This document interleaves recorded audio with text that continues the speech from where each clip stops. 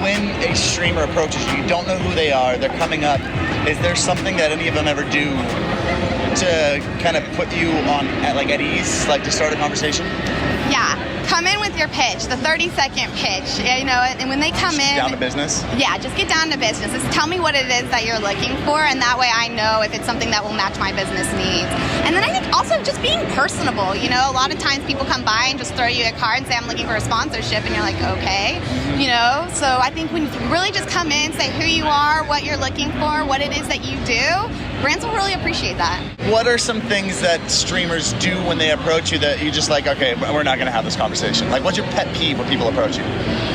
I think it has to do a lot with not knowing who they're talking to. So some people will come up to me and be like, so I really like Alienware and the shoes that they make. And I'm like, oh, okay. So, you know, it's one of these things, do your homework.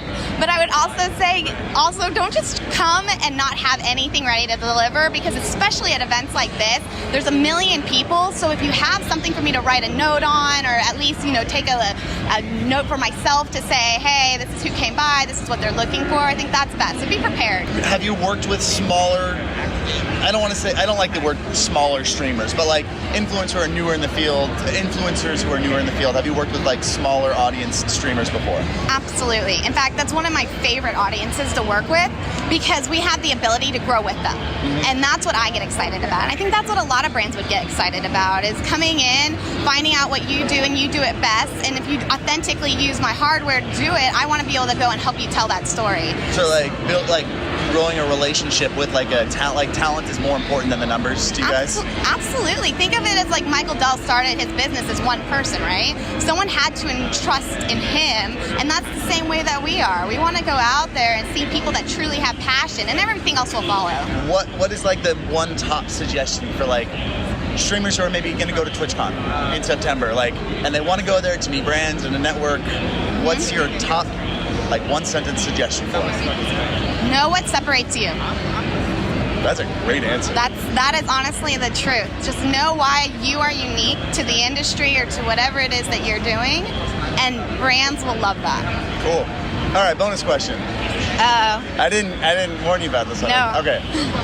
What do you feel about people who wear the Twitch partner shirt? Is that a plus or a minus? I love Twitch. No, not about Twitch, but I mean like people walk around with a shirt that says Twitch partner. Does that help or does that hurt? You know what?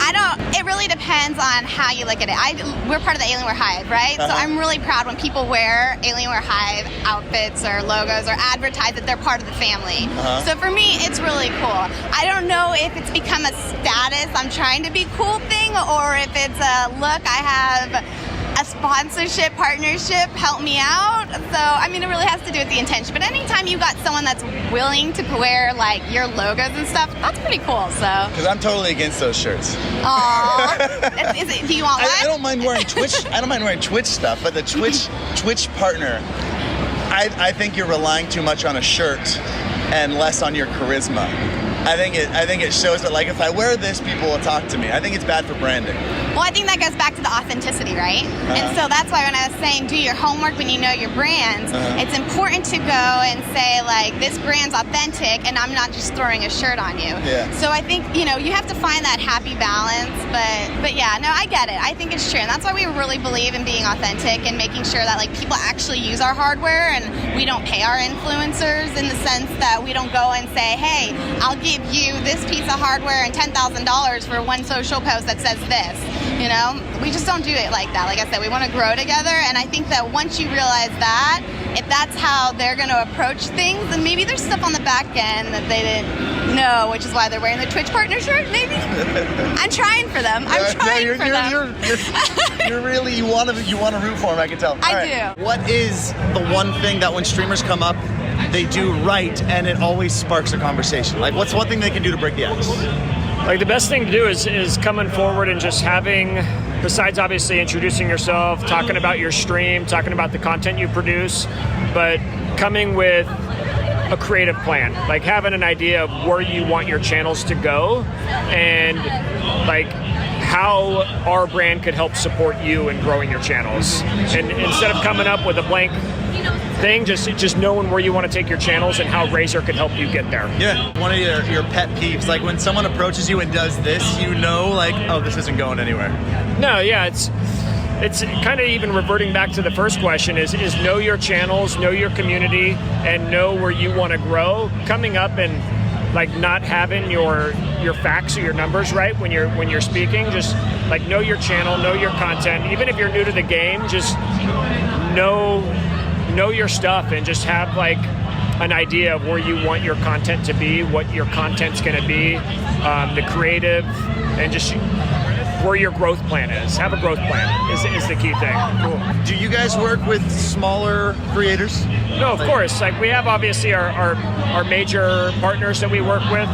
We love working with smaller creators just because it builds a relationship when they're growing, and it really, I hate to use this word, but it creates an organic relationship. So as we grow, they grow, and it's someone that actually enjoys to work with our brand versus the larger creators. It's a numbers game versus the smaller creators. It's building that relationship from the ground up and helping them grow. And things just are a lot more organic when we obviously integrate our products and brand into their content. Planning on coming out to network at, like, let's say TwitchCon, the next big convention.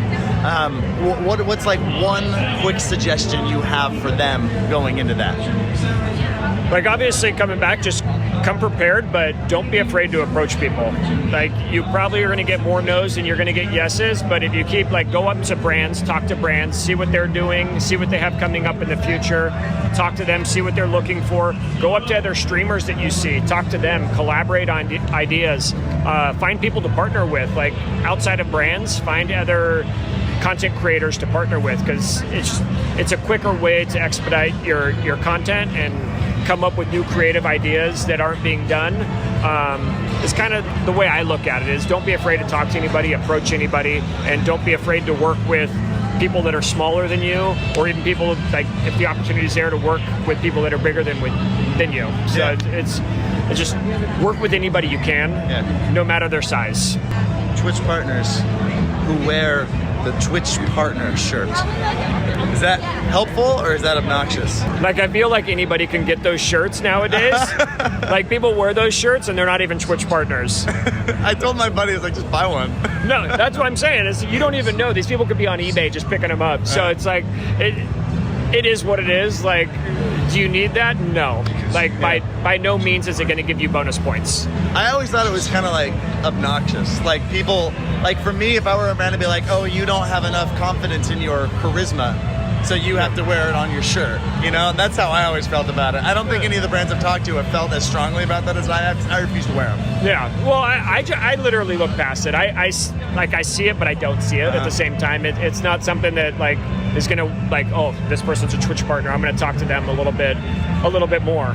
It's, hey, come to me with your plan and like what you have going on. Mm-hmm. Like whether you're a partner or not, it's your plan and your content is much more important than your status. Exactly. Yeah.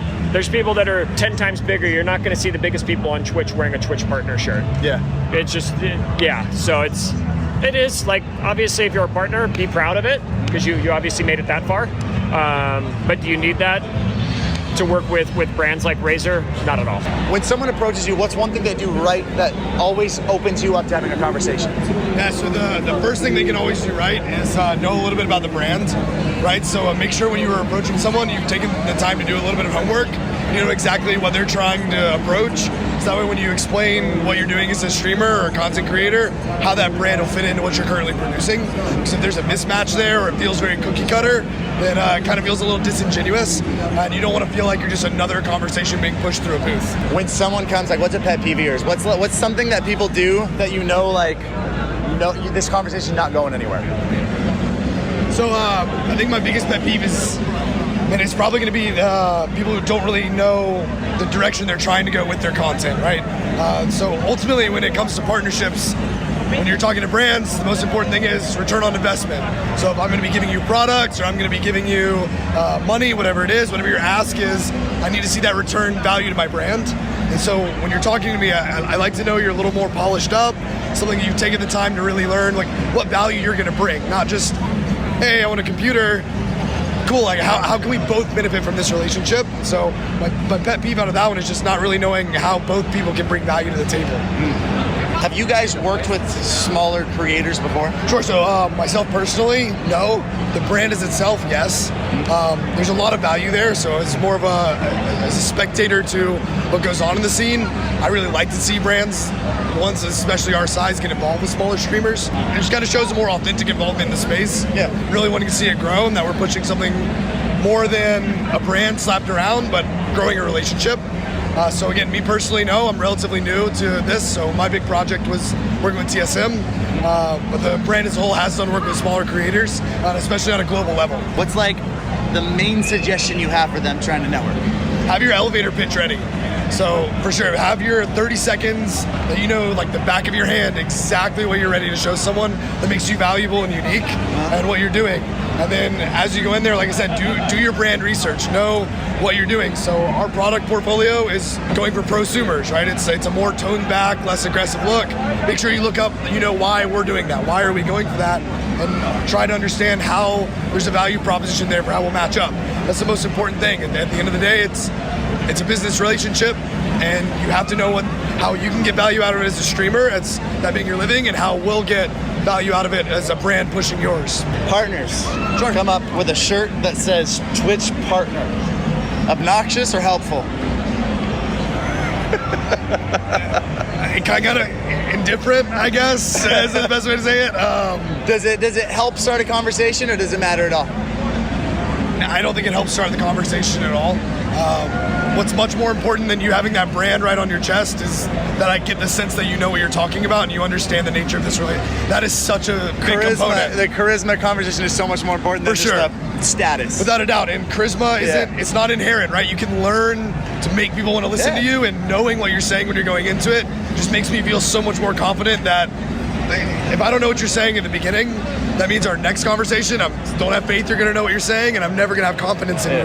That first impression makes such a big difference. What's your favorite thing, or what's a tip that you have to open up a conversation? What's the best thing they can do? Okay, so for us being a technology company and a technology that people use on stream, being our eye trackers, one of the absolute best things is when streamers come up and they are really excited about the technology. If you've tried it yourself or if you have it at home, and a lot of times people come up and they've seen us or they've heard of us and they're super excited about the technology that we provide. And for me, that's 100% the best angle in approaching us here when we are at E3 or wherever else we're present. It's just an enthusiasm about our products and what we do within streaming. What's one of your pet peeves when someone comes up that just immediately like, oh, we're not going to work with this guy? People asking for free stuff. Just immediately asking for free stuff? Yeah, it's just, I don't know, we're not opposed to giving people things. That's not it. It's more when people come up and there's like, yo, where's the stuff? And it's, so that's definitely one of the things I dislike. Yeah. Have you worked with smaller creators before? Absolutely, and that's one of the cool things with eye tracking in particular and Tobii is that we work a lot with bigger brands, like we work with Alienware, we work with Ubisoft and Square Enix and other big game studios, which for a smaller content creator might be difficult for them to get in touch or get contacts at those bigger companies. So a big part of what we try to do with people streaming with our technology is to think, how can we help them grow their channels? How can we connect smaller streamers to bigger brands? Not that we're an agency or anything like that, but it's a mutual benefit of us spreading our technology and us then helping the streamer grow his channel. And as mentioned before, people that are excited about tech, excited about bringing new things onto their stream, it's the best guys for us to work with because they provide valuable feedback. We want to develop our products together with them and have them be a part of the journey in us delivering eye tracking to streaming and esports and whatever else that we're involved in.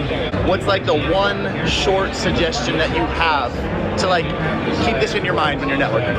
I would say this: be prepared, know who you want to talk to, and maybe think a little bit ahead, like what should I, why do I want to approach this company, and how do I present myself when I do that? Cool. Would be my tip. Yeah. Awesome. All right, last bonus question. Yeah. What do you think about when partners wear the Twitch partner shirt? Is that helpful? Because I know that's the mindset. Like if I wear the shirt, they're gonna know I'm a partner. Or do you think it's obnoxious? I think today there's so many partners, so it's almost lost its meaning a little bit. I don't have a strong opinion either or. I think it's more how you present yourself when you come up and talk to myself, for an example. So I don't think it's obnoxious, but I don't think it's the greatest ever either. Okay. Yeah.